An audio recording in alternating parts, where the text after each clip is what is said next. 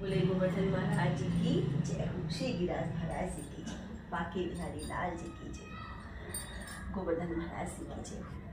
गोवर्धन क्यों मनाए जाते हैं ये तो सभी जानते हैं कि जब भगवान बाल कृष्ण अवस्था में थे तब उन्होंने अपनी सबसे छोटी उंगली पर गोवर्धन पर्वत को उठाया था और ब्रजवासियों से इंद्र के कोप से उनकी रक्षा की थी। लेकिन आखिर एक कहानी आती कि गोवर्धन है कौन, क्यों इनकी पूजा। गोवर्धन त्रेता युग में जब भगवान राम आए थे तो उस समय गोवर्धन भगवान राम के अनन्य भक्त थे। उनकी भक्ति में इतने डूबे रहते थे और उनके दर्शन के बारे में बहुत लालसा था। जब सीता को खोजने के लिए समुद्र का में जब पुल का निर्माण किया गया कि इसमें पुल बनाए जाएंगे, नल नील ने जब पर्वत और पत्थर उठाने शुरू किए और उनको तो हनुमान जी भी कुछ लेने गए। जब उन्होंने सोचा कि मैं भी कुछ योगदान करूं, पत्थर लेने जाऊं, तो गए तो पूरे पर्वत ही उठाने को लाने लगे।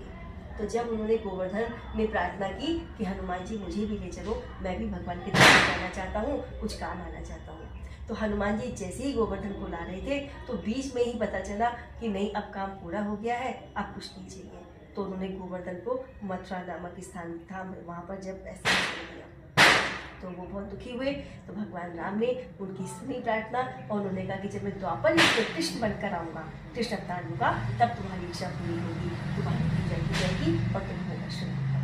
इसी तरीके से गोवर्धन की पूजा तब से की जाती है। बोले गोवर्धन महाराज जी की जय।